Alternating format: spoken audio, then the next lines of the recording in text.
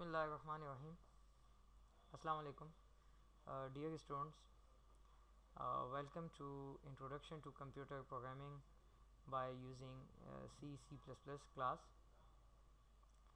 हमारे आज के लेक्चर को स्टार्ट करने से पहले मैं आपको थोड़ा अपने प्रीवियस लेक्चर को थोड़ा सा ओवरव्यू उसका दे दूं, ताकि हम आज के लेक्चर को हम लोग आगे कंटिन्यू कर सकें और उसको अच्छे तरीके से हम लोग समझ सकें।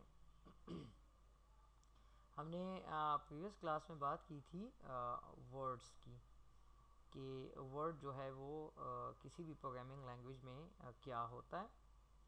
तो वर्ड, जिसको हम लोग उर्दू में अल्फाज भी कहते हैं, ये वो चीज़ होती है जिससे हमारी कोडिंग या हमारी जो प्रोग्रामिंग होती है वो की जाती है। यानी बेसिकली जो कोड होता है, जो हम प्रोग्रामिंग करते हैं, वो डिफरेंट अल्फाज से ही मिल के की जाती है, बनाई जाती है। और फिर हमने वर्ड की बात की थी कि वर्ड हमारे पास दो तरह के होते हैं। एक वो वर्ड होते हैं जिनको हम लोग कीवर्ड कहते हैं, जो हमारी किसी लैंग्वेज के अल्फाज होते हैं, उसके अपने वर्ड्स होते हैं, रिज़र्व वर्ड्स होते हैं। और दूसरे वो वर्ड्स होते हैं जो यूज़र डिफाइंड वर्ड्स होते हैं। यूज़र डिफाइंड वर्ड्स मींस कि वो अल्फाज जो कि हम लोग यूज़ करते हैं या प्रोग्रामर यूज़ करते हैं अपने लिए कोडिंग में, ताकि हम उनसे कोई आगे काम ले सकें। जैसे मैंने एग्जांपल्स बताई थी कि वेरिएबल्स के नाम, फंक्शंस के नाम वगैरह।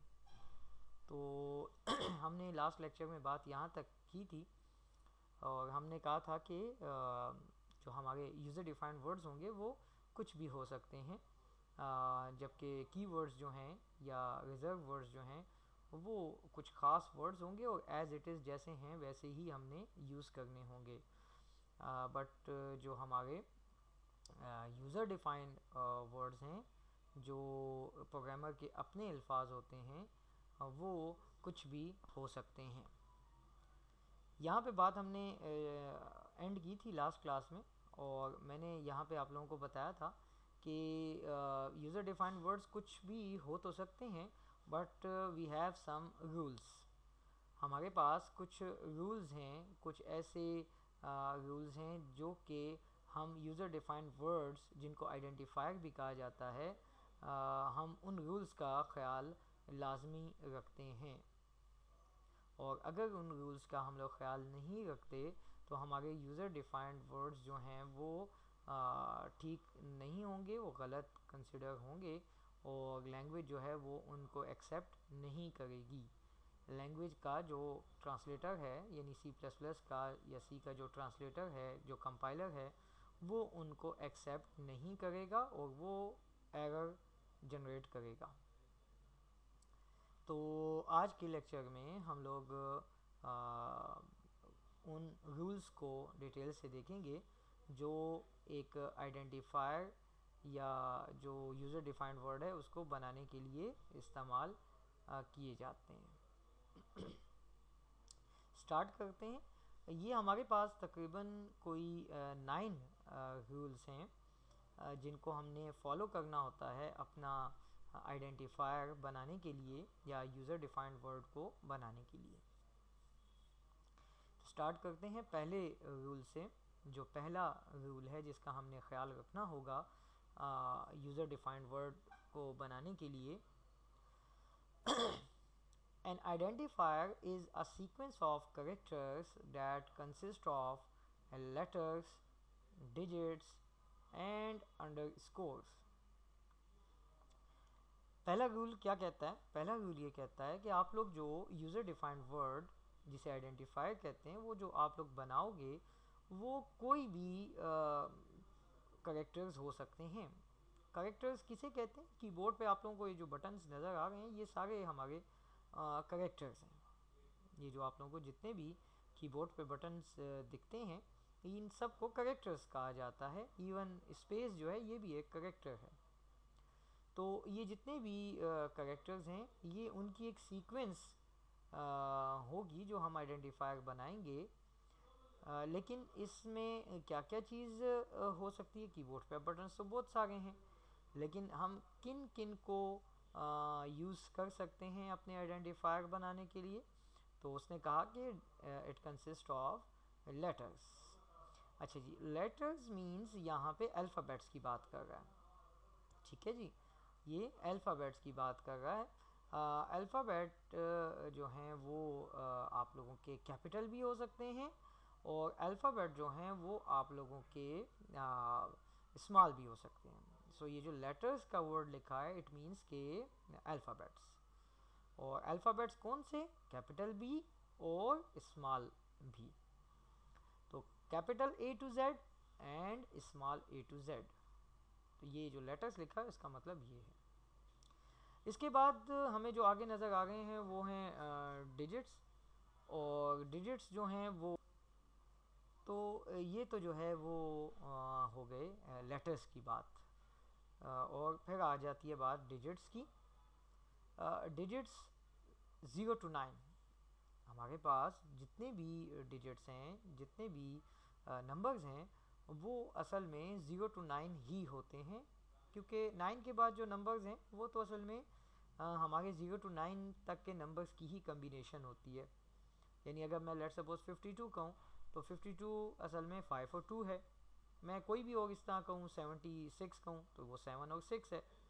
तो डिजिट्स मीन्स के कोई भी डिजिट्स हो सकते हैं, 0 to 9 डिजिट्स।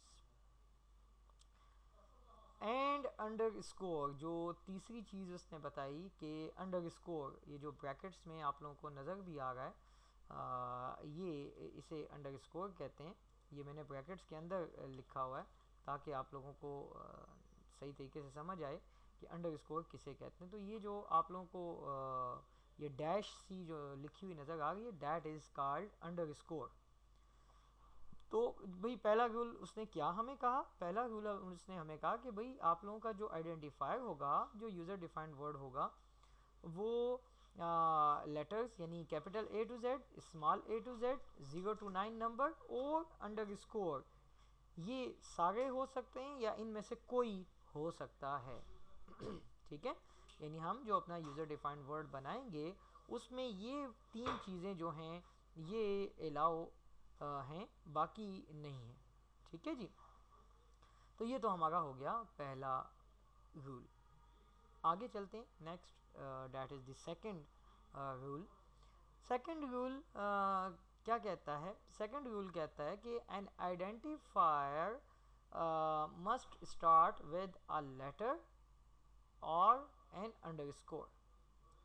अच्छा जी, ये जो बात इसने कही यहाँ पे, ये असल में बात कर रहा है कि भाई हम अपना जब आइडेंटिफायर बनाना शुरू करेंगे तो शुरू कहाँ से करेंगे, स्टार्ट कहाँ से लिया जाएगा। तो उसने कहा कि आप लोग जब भी कोई आइडेंटिफायर या जो यूज़र डिफाइंड वर्ड है वो आप लोग बनाओगे तो स्टार्ट लाजमी लोगे आप लोग किसी अल्फ़ाबेट से। वो अल्फ़ाबेट कैपिटल भी हो सकता है, वो अल्फ़ाबेट आप लोगों का स्मॉल भी हो सकता है, या आप लोग स्टार्ट ले सकते हो अंडर स्कोर से। ठीक है जी, तो यहाँ पे मैं आप लोगों को साथ साथ कुछ एग्जांपल्स भी बताता जाता हूँ ताकि आप लोगों को क्लियर हो जाए कि ये हम लोग जो कह रहे हैं ये होगा कैसे। तो लेट सपोज मैं पहले की थोड़ी सी एग्जांपल दे देता हूँ कि भाई आप लोग जो बनाओगे यूज़र डिफाइंड वर्ड, तो उसमें आप लोगों के पास जो है वो कैपिटल अल्फ़ाबेट भी हो सकते हैं, जैसे मैंने एन यहाँ पे कैपिटल लिखा, और स्मॉल अल्फ़ाबेट भी हो सकते हैं जो बाकी आप लोगों को स्मॉल नज़र आ रहे हैं, और अंडर स्कोर भी यूज़ हो सकता है, और साथ में कोई डिजिट भी यूज़ हो सकता है। ठीक है जी, तो फॉर एग्ज़ाम्पल मैं यहाँ पे आप लोगों को साथ साथ एग्जांपल्स भी बताता जाऊँगा ताकि आप लोगों को क्लियर हो जाए।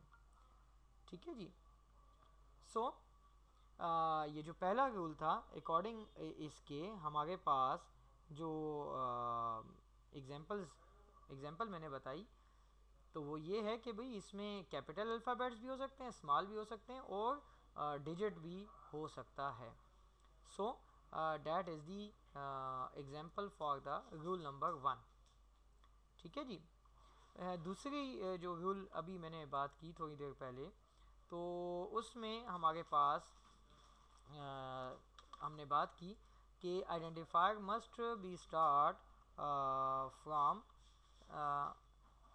विद अ लेटर या अंडरस्कोर. यानी इसका मतलब क्या है?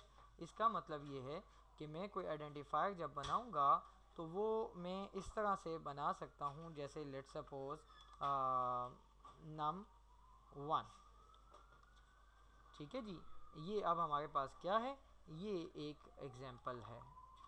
इस रूल नंबर 2 के हिसाब से आप लोगों को मैं एग्जांपल दे रहा हूँ कि हमारा जो स्टार्ट होगा आइडेंटिफायर, वो स्टार्ट होना चाहिए या तो अल्फ़ाबेट से. वो अल्फ़ाबेट स्मॉल भी हो सकता है, वो अल्फ़ाबेट कैपिटल भी हो सकता है. यानी यहाँ पे मैं स्मॉल एन लगा दूँ तो भी ये ठीक है. मैं यहाँ पे कैपिटल एन लगा दूँ तो भी ठीक है. मैं यहाँ पे अंडरस्कोर लगा दूँ तो भी ठीक है. ठीक है जी. यानी आइडेंटिफायर जो है वो स्टार्ट अंडरस्कोर से हो सकता है, कैपिटल अल्फ़ाबेट से हो सकता है या स्मॉल अल्फ़ाबेट से हो सकता है. बट अगर मैं इसकी बजाय लिखूं इस तरह से कि 1 num, ठीक है जी, अब ये गलत है. 1 num सही नहीं है. ये क्या है? ये गलत है. इस तरह नहीं हो सकता. ठीक है. क्यों? उसकी वजह क्या है? उसकी वजह ये है कि हमने कहा कि हमारा जो आइडेंटिफायर होगा वो या तो लेटर से शुरू होगा. लेटर मीन्स अल्फ़ाबेट्स, जो कि कैपिटल भी हो सकते हैं और स्मॉल भी हो सकते हैं, या वो स्टार्ट होना चाहिए अंडरस्कोर से, जो आप लोगों को मैंने अभी एग्जांपल में बताया कि मैं ये इस तरह से भी लिख सकता हूँ. That is also example of the identifier. Valid identifier. Valid identifier मतलब कि ठीक. ठीक है जी. आप लोगों के बाज़ औक़ात पेपर में C++ के पेपर में क्वेश्चन आ जाता है कि भाई कुछ उन्होंने दिए होते हैं आइडेंटिफायर्स, वो कहते हैं भाई इनमें से कौन से ठीक हैं, कौन से गलत हैं, कौन से वैलिड हैं, कौन से इनवैलिड हैं. तो वैलिड मतलब कौन से सही हैं और इनवैलिड कौन से हैं जो सही नहीं हैं. तो सही नहीं कौन से होंगे? जो रूल्स को फॉलो नहीं करेंगे. जैसे मैंने यहाँ पे अभी लिखा था 1 num, तो ये गलत है क्योंकि हमने कहा था कि स्टार्ट जो है वो अल्फ़ाबेट या अंडरस्कोर से हो सकता है, उसके बगैर नहीं हो सकता. क्लियर जी. सो ये जो आप लोगों को अभी एग्जांपल एक ये नज़र आ गई है, मैं एक और एग्जांपल भी दे देता हूँ जिसमें मैं इस तरह से दे दूँ. अंडरस्कोर से मैंने स्टार्ट किया, या ऐसा भी हो सकता है कि मैं n1 दे दूँ, तो ये भी एक वैलिड आइडेंटिफायर है. स्मॉल से हो सकता है, अंडरस्कोर से हो सकता है, कैपिटल से हो सकता है, ये ठीक है. So that is the example for the rule number 2. तीसरे रूल पे आते हैं. That is the third rule of the identifier. वो क्या कहता है? कहता है single character identifier must B N alphabet. क्या मतलब? मतलब ये है इसकी एग्जांपल क्या होगी कि वो कहते हैं अगर आप लोगों ने एक ऐसा आइडेंटिफायर बनाना है जो जिसमें एक ही करेक्टर हो, ठीक है ना, तो वो फिर लाजमन अल्फ़ाबेट ही होगा. अल्फ़ाबेट मतलब कैपिटल या स्मॉल. जैसे लेट सपोज मैं कहता हूँ भाई एक ही करेक्टर का बस एक मैंने आइडेंटिफायर बनाना है, तो वो आप लोग कैपिटल में भी ले सकते हो, वो आप लोग स्मॉल में भी ले सकते हो. कोई भी अल्फ़ाबेट, ज़रूरी नहीं कि एन लो, कोई भी ले सकते हो. ठीक है जी. बट अगर मैं एक ही करेक्टर का वो बनाना चाह रहा हूँ आइडेंटिफायर, और मैं वो ले लेता हूँ डिजिट, तो ये गलत है. ये गलत है. मैं डिजिट नहीं लूँगा अगर मैंने एक ही करेक्टर का आइडेंटिफायर बनाना है तो. ठीक है जी. इसी तरह अंडरस्कोर भी अलाउ है, लेकिन अंडरस्कोर में नहीं लूँगा. अगर मैंने सिंगल करेक्टर आइडेंटिफायर बनाना है तो खाली अंडरस्कोर लेना भी गलत है. मैं नहीं लूँगा खाली अंडरस्कोर, गलत है। अगर मैंने सिंगल कैरेक्टर आइडेंटिफायर बनाना है तो मैं सिर्फ और सिर्फ अल्फ़ाबेट ही लूँगा या ले सकता हूँ। अदरवाइज आप लोगों का जो आइडेंटिफायर होगा वो गलत होगा। हालांकि 0 to 9 डिजिट्स अलाउ हैं, अंडरस्कोर अलाउ है, बट नहीं, मैं नहीं ले सकता क्योंकि मैंने सिंगल कैरेक्टर आइडेंटिफायर जो बनाना है वो सिर्फ और सिर्फ अल्फ़ाबेट हो सकता है, चाहे वो कैपिटल हो चाहे वो स्मॉल हो, मैं वो ले सकता हूँ। सो आप लोगों के सामने स्क्रीन पे मैंने ये 3 आइडेंटिफायर्स बनाए हैं, एन, स्मॉल एन और कैपिटल डी। ये तीनों ठीक है। अगर मैं इनकी जगह कोई डिजिट खाली ले लूँ अकेला, गलत। मैं अगर खाली अंडरस्कोर ले लूँ, गलत। हाँ, इसके साथ अंडरस्कोर मैं कहीं डालना चाहूँ वो आगे पीछे डाल सकता हूँ। अगर डिजिट मैं डालना चाहता हूँ इनके बाद डाल सकता हूँ। लेकिन अगर सिंगल करेक्टर की बात जो यहाँ पे चल रही है वो सिंगल करेक्टर की है कि अगर सिंगल करेक्टर अल्फ़ा आप लोगों ने आइडेंटिफायर बनाना है तो वो सिर्फ और सिर्फ अल्फ़ाबेट ही होना चाहिए। क्लियर जी? आगे चलते हैं नेक्स्ट रूल की तरफ। रूल नंबर जो 4 है वो कहता है कि आप लोगों का जो आइडेंटिफायर है वो कीवर्ड नहीं होना चाहिए, वो कीवर्ड नहीं हो सकता आइडेंटिफायर। ठीक है जी, इसकी एग्जांपल मैंने आप लोगों को अपने प्रीवियस लेक्चर में भी कहा था कि आप लोगों के जो कीवर्ड्स हैं वो प्री डिफाइंड होते हैं, और अगर आप लोग प्री डिफाइंड को लेते हो as a user defined word identifier के तौर पे तो वो उसको नहीं पहचानेगा, वो तो उसको कीवर्ड समझेगा। जैसे मिसाल के तौर पे हमारे पास इंग्लिश में आई एस इज़ कीवर्ड है इंग्लिश का, इसका एक ख़ास मतलब है। अब मैं किसी बंदे का नाम इज़ रख दूँ तो गलत है क्योंकि इज़ का अपना एक ख़ास मतलब है। इसी तरह हमारे पास जो कीवर्ड्स हैं C++ के, जैसे मैंने प्रीवियस क्लास में आप लोगों को बताया था, लेट सपोज इफ़ का कहा था, मैंने आप लोगों को एल्स का कहा था, मैंने आप लोगों को डू का कहा था, मैंने आप लोगों को वाइल का कहा था, फॉर का कहा था, बहुत सारे हैं हमारे पास कीवर्ड्स। तो all these keywords are not allowed. ठीक है, आर नॉट अलाउड, ये अलाउड नहीं है। क्यों? क्योंकि इफ़, डू, फॉर, इसी तरह और भी बहुत सारे, तो ये जो हैं ये अलाउड नहीं है क्योंकि ये कीवर्ड्स हैं। इफ़, डू, फॉर, वाइल और भी बहुत सारे हैं, मेन, तो ये कीवर्ड्स हैं। आगे हम प्रोग्रामिंग के अंदर देखेंगे कि इनका अपना एक ख़ास मतलब है। क्लियर है जी? तो चौथा जो रूल है वो हमें ये कहता है कि आइडेंटिफायर आप लोग जो बनाओगे वो कीवर्ड नहीं होना चाहिए, क्योंकि कंपाइलर कंफ्यूज हो जाएगा, वो कहेगा ये क्या है, वो तो समझेगा ये कीवर्ड है, इसका अपना खास मतलब है, तो वो कंसिडर करेगा। हमने जिस काम के लिए उसको लिया होगा वो तो उस काम के लिए यूज़ ही नहीं हो सकेगा। So these types of keywords, जो कीवर्ड्स हैं वो अलाउ नहीं है to make a identifier. Next पे जाते हैं। Identifier can be of any length but 31 characters are significant. Significant कहते हैं ख़ास को। इस बात का मतलब ये है, वो ये कह रहा है कि भाई आप लोग जो आइडेंटिफायर बनाओगे वो कितने साइज़ का हो, यानी कितना लंबा हो। ठीक है, जैसे अब ये भी एक मैंने जो लिख दिया कुछ भी, तो ये भी एक आइडेंटिफायर है, ठीक है ना।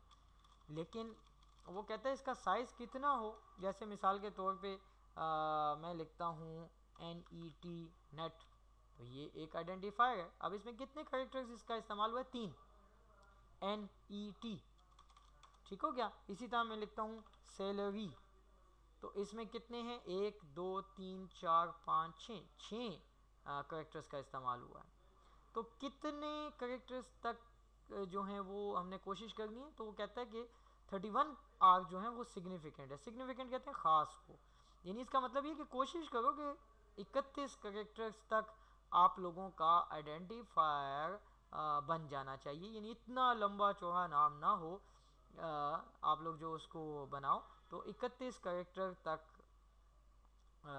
जो है वो आप लोग कोशिश करो कि आप लोगों का आइडेंटिफायर का नाम हो, क्योंकि 31 कैरेक्टर जो हैं ये सिग्निफिकेंट है, ये ख़ास हैं। अच्छा जी, तमाम रूल्स के साथ अगले रूल पे जाते हैं। तमाम रूल्स के साथ आप लोगों को जो है वो मस्ट की बात है, ठीक है ना, यानी लाजमी है। ये एक रूल ऐसा है, इसमें शुड का लफ्ज़ इस्तेमाल हुआ है। शुड का मतलब होता है चाहिए, ठीक है। तो कहता है identifier should be meaningful. Identifier क्या होना चाहिए? मीनिंगफुल होना चाहिए। चाहिए मीन्स या शुड मीन्स कि अगर आप लोग मीनिंगफुल नहीं भी बनाते तो ठीक है, एरर नहीं आएगा, ठीक है। इस रूल के फॉलो ना करने पे एरर नहीं आएगा, यानी गलती कंसिडर नहीं होगी, ठीक है जी।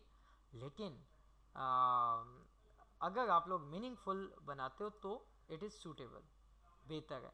जैसे मिसाल के तौर पे अभी मैं आप लोगों को एक एग्जांपल देता हूँ। मैं कहता हूँ ए इज़ इक्वल टू 25। तो ये ए जो है ये मेरा असल में क्या है? ये मेरा आइडेंटिफायर है, ठीक है। ये मेरा एक यूज़र डिफाइंड वर्ड है। अब आप लोग क्या अंदाज़ा लगा सकते हो कि ये ए जो है ये क्या है? ये मैंने जो ए की वैल्यू लिखी है 25, ये 25 ए की वैल्यू है, लेकिन ये ए क्या चीज़ है आप लोग बता सकते हो? नहीं। क्यों नहीं बता सकते? उसकी वजह ये है कि इट इज़ नॉट मीनिंगफुल। लेकिन अगर मैं लिखता हूँ इस तरह से कि age is equal to 25, now it is meaningful. Meaningful मतलब कि आप लोग बता सकते हो कि that is the age of a student या एज ऑफ ए पर्सन। ये किसी बंदे की असल में एज है। समझ आ गई बात? यानी आप लोगों का अगर जो आइडेंटिफायर है वो मीनिंगफुल नहीं है तो पता नहीं लगता कि ये क्या है, ये क्या बता रहा है। जैसे लेट्स सपोज मैं कहूँ एस इज इक्वल टू 50,000, तो पता नहीं चल रहा कि ये एस क्या है। बट मैं अगर कहता हूँ सैलरी तो अब पता लग रहा है कि ये जो 50,000 है ये that is the salary of a person, ये किसी बंदे की सैलरी है असल में। सो आइडेंटिफायर जो है इट शुड बी मीनिंगफुल। लेकिन अगर मिसाल के तौर पे मैं ले लेता हूँ ए, तो ये भी बाय रूल गलत नहीं है, ठीक है। मैं लेता हूँ A1, ये भी गलत नहीं है। मैं लेता हूँ अंडरस्कोर A1, ये भी गलत नहीं है, ये वैलिड आइडेंटिफायर है। लेकिन अगर मैं इसको देखूँ तो मुझे इसकी समझ नहीं आ रही, क्योंकि इसका कोई मतलब ही नहीं है। समझ नहीं आ रही कि A1 क्या चीज़ है। कोई पूछे कि भाई A1 क्या है तो हम क्या बताएंगे? नहीं बता सकते। चूँकि हमारे तो इस लेवल पे DIT लेवल पे प्रोग्राम्स काफ़ी छोटे छोटे होंगे और इनमें जो आइडेंटिफायर्स का इस्तेमाल है वो भी इतना ज़्यादा नहीं होगा। यानी हमारे एक प्रोग्राम के अंदर 2, 4, 6, 8, 10 मैक्सिमम इतने ही वेरिएबल्स होंगे। इससे ज़्यादा आइडेंटिफायर्स, जिसको वेरिएबल्स भी एग्जांपल में कह रहा हूँ, तो वो हमारे पास इतने ज़्यादा नहीं होते, ठीक है ना। तो 5, 10 अगर इतने आइडेंटिफायर्स हों, यूज़र डिफाइंड वर्ड हो, तो हमें याद रहते हैं। लेकिन अगर ये जो हम बड़े प्रोजेक्ट्स बनाते हैं, सॉफ्टवेयर्स बनाते हैं, तो वहाँ पे ये लाखों की तादाद में आइडेंटिफायर्स होते हैं। एक प्रोजेक्ट में, एक सॉफ्टवेयर के अंदर ये लाखों की तादाद में होते हैं। तो अगर हमने मीनिंगफुल ना बनाए हों तो फिर तो पता ही नहीं लगेगा कि भाई ये जो है ये क्या है। जैसे मिसाल के तौर पे 10 बंदों की या 50 बंदों की मैंने सैलरी को स्टोर करना है, तो मैं लिख दूँ S1, S2, S3, S4 और 10 बंदे या 50 बंदों की सैलरी मैं इस तरह से स्टोर कर लूँ। S इज़ इक्वल टू इतना, S इज़ इक्वल टू इतना, तो ये तो पता ही नहीं चल रहा कि ये क्या चीज़ मैं स्टोर कर रहा हूँ और कौन से बंदे की सैलरी जो है वो S1 है और कौन से की S5 है और कौन से वाले की S22 है, नहीं पता लग रहा। लेकिन अगर मैं इसके साथ लिख दूँ अली सैलरी, खान सैलरी, जान सैलरी, असगर सैलरी, तो अब that is the meaningful identifier. हमें पता लग रहा है कि भाई ये खान की सैलरी है, ये जान की सैलरी है, ये असगर की सैलरी है, ये अली की सैलरी है। तो इसी तरह मैं कोई भी आइडेंटिफायर बनाऊंगा तो वो मीनिंगफुल होना चाहिए। आई थिंक आप लोगों को क्लियर हो गई होगी ये बात। अच्छा जी, ये मैं इसको आगे लिख भी देता हूँ कि सैलरी इंस्टेड ऑफ जो है वो इंस्टेड ऑफ एस, यानी एस की बजाय मैं जो है वो क्या यूज़ करूँगा, इंस्टेड ऑफ एस में सैलरी को यूज़ करूँगा। अकॉर्डिंग टू रूल, हमें रूल ये कहता है कि भाई आप लोग मीनिंगफुल नाम इस्तेमाल करो आइडेंटिफायर के लिए, तो मैं एस की बजाय मैं सैलरी का लफ्ज़ इस्तेमाल करूँगा, ये बेस्ट है। ठीक है जी। सो आगे चलते हैं नेक्स्ट पे। अच्छा जी, नेक्स्ट कहते हैं no blank spaces. Blank spaces allowed नहीं है। ब्लैंक स्पेस कहते हैं स्पेस को, आम अल्फाज में हम स्पेस भी कहते हैं, जो आप लोगों के कीबोर्ड पे स्पेस का बटन है, तो कहते हैं स्पेस इज़ नॉट अलाउड। मिसाल के तौर पे मैं कहता हूँ कि माई स्पेस एज, तो डैट इज़ रॉन्ग, गलत है, ये ऐसे नहीं होगा। स्पेस अलाउड नहीं है, स्पेस नहीं देनी। अब ये ठीक है। और अगर दो लफ्ज़ों को अलग करना है तो यूज़ द अंडरस्कोर, अब ये भी ठीक है। तो स्पेस अलाउड नहीं है। ठीक है, मैं यहाँ पे लिख भी देता हूँ कि इंस्टेड ऑफ मैं लिखूँ माई स्पेस एज, तो इनकी बजाय जो है वो मैं यूज़ कर सकता हूँ क्या, यूज़ कर लूँगा मैं माई अंडरस्कोर एज। ये स्पेस मैंने बीच में से छोड़ दी। अगर मैं स्पेस दूंगा तो एरर आएगा, अगर मैं स्पेस दूंगा तो ये गलत है, अगर मैं स्पेस दूंगा तो ये रूल की वायलेशन है। आइडेंटिफायर का नाम बगैर स्पेस के देना होगा, स्पेस अलाउड नहीं है। या तो आप लोग जो है वो स्पेस बिल्कुल ख़त्म कर दो, या आप लोग जो है वो दरमियान में अंडरस्कोर लगा दो, अगर आप लोगों ने दो चीज़ों को अलग करना हो तो। क्लियर है जी। अच्छा जी, नेक्स्ट चलते हैं। Must be unique. यूनिक कहते हैं एक। ठीक है, इसका मतलब ये है, यूनिक का मतलब यहाँ पे ये है कि एक नाम के दो नहीं होने चाहिए। यानी आप लोगों ने एक प्रोग्राम बनाया और उसमें एक आप लोगों ने दिया क्या कहते हैं आइडेंटिफायर सैलरी के नाम का, दोबारा सैलरी के नाम का आप लोग नहीं दे सकते, ये गलत है। एक नाम के दो नहीं हो सकते। ठीक है जी, गलत है। तो हाँ, ये कर सकते हो कि एक का नाम आप लोग अगर दो सैलरीज हैं तो आप लोग एक सैलरी 1 कर दो, एक सैलरी 2 कर दो, अब ये ठीक है। तो मस्ट बी यूनिक। जितने भी आइडेंटिफायर हम लेंगे वो सारे के सारे यूनिक होने चाहिए। यूनिक का मतलब कि एक जैसे दो, एक नाम के दो नहीं होने चाहिए। लाजमन उनमें थोड़ा बहुत आप लोगों ने चेंज रखना होगा। Clear. Next rule and the last rule of the class, no special symbols are allowed. Special symbols कौन सी होती हैं? आपके कीबोर्ड पे बहुत सारी स्पेशल सिंबल्स हैं, जैसे question mark, dollar sign, plus का सिंबल, फुल स्टॉप, कॉमा, ये जितने भी आप लोगों को नज़र आ रहे हैं कीबोर्ड पे, these are called special symbols and these are not allowed to make a identifier. जब हम आइडेंटिफायर बनाएं तो ये अलाउड नहीं है। ठीक है जी। तो लेट सपोज मैं अगर लिखता हूँ माई और मैं दे देता हूँ दरमियान में कोई सिंबल, लेट सपोज ये, और मैं कहता हूँ माई एज, तो ये गलत है। इसे कहते हैं full colon, it is not allowed, special symbol है। मैं देता हूँ मिसाल के तौर पे डॉट, गलत है, नॉट अलाउड। मैं दे देता हूँ यहाँ पे लेट सपोज ये वाला सिंबल, गलत है। मैं दे देता हूँ ये वाला सिंबल, गलत है। दीज आर स्पेशल सिंबल्स, ये दे देता हूँ, गलत है, ये अलाउड नहीं है। अगर मैं दूंगा मुझे एरर देगा। ठीक है, मिसाल के तौर पे मैंने अगर यहाँ पे दे दिया एक और वर्ड ले लेते हैं, करेंसी, ठीक है। और मैं यहाँ पे दे दूँ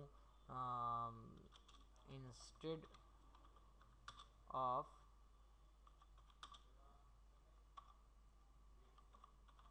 करेंसी, और मैं आगे दे दूँ लेट सपोज जो है वो डॉलर साइन, तो गलत है। मैं करेंसी, अगर मैं एक आइडेंटिफायर लेना चाह रहा हूँ जिसका नाम हो करेंसी, तो मैं उसके साथ कोई स्पेशल सिंबल नहीं लगाऊंगा। तो मैंने यहाँ पे लिखा currency instead of currency dollar sign, यानी कोई स्पेशल सिंबल साथ में नहीं लगाएंगे, उसकी बजाय उसको ख़त्म कर देंगे। स्पेशल सिंबल कहीं पे भी नहीं लगाना, ना दरमियान में, ना शुरू में, ना आखिर में, कहीं पे भी। क्यों कि स्पेशल सिंबल्स अलाउड नहीं है। ये जी हमारे 9 रूल्स थे।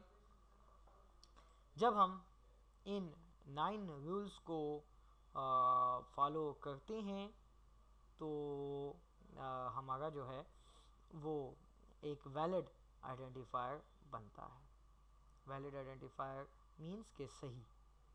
और जब हम इन रूल्स में से किसी एक रूल को भी फॉलो नहीं करते, then our identifier is not a valid identifier, वो गलत कंसिडर किया जाएगा। और आप लोगों का जो कंपाइलर है सी लैंग्वेज का या C++ लैंग्वेज का, वो एरर प्रोड्यूस करेगा, वो हमें एरर जनरेट करेगा, वो हमें बताएगा कि भाई ये एरर है, ये मैं नहीं पहचानता ये क्या है, ठीक है जी। सो जब भी आप लोग आइडेंटिफायर बनाओगे, इन रूल्स को आप लोगों ने फॉलो करना होगा। और इन रूल्स में से एक जो है ये 6 नंबर वाला, ये शुड वाला है, यानी ये हम बाज़ औक़ात फॉलो नहीं भी करते। ABC ले लेते हैं, XYZ ले लेते हैं आइडेंटिफायर, तो वो एरर नहीं देता, बट ये है कि रूल क्या कहता है कि शुड बी मीनिंगफुल। कोशिश करो कि ऐसा आइडेंटिफायर दो जो मीनिंगफुल हो, जिसके नाम से पता लगे कि ये क्या है और क्या काम करता है और किस लिए बनाया गया है। That is called meaningful. यहाँ पे हम अपनी क्लास को एंड करते हैं आज की, और इंशाल्लाह फिर नेक्स्ट क्लास नेक्स्ट टॉपिक के साथ हम लोग अपना नेक्स्ट लेक्चर स्टार्ट करेंगे। आज की क्लास यहाँ पे ही हम वाइंड अप करते हैं। इंशाल्लाह आगे फिर नेक्स्ट लेक्चर पे हमारी बात होगी और हम इससे आगे काम देखेंगे कि इसमें मज़ीद और क्या क्या चीज़ें हैं। और फिर कुछ दिनों के बाद, कुछ लेक्चर्स के बाद हम लोग प्रैक्टिकल साइड पे आएंगे और प्रैक्टिकली C++ की कोडिंग को देखेंगे भी और करेंगे भी। तो थैंक यू जी, अल्लाह हाफ़िज़।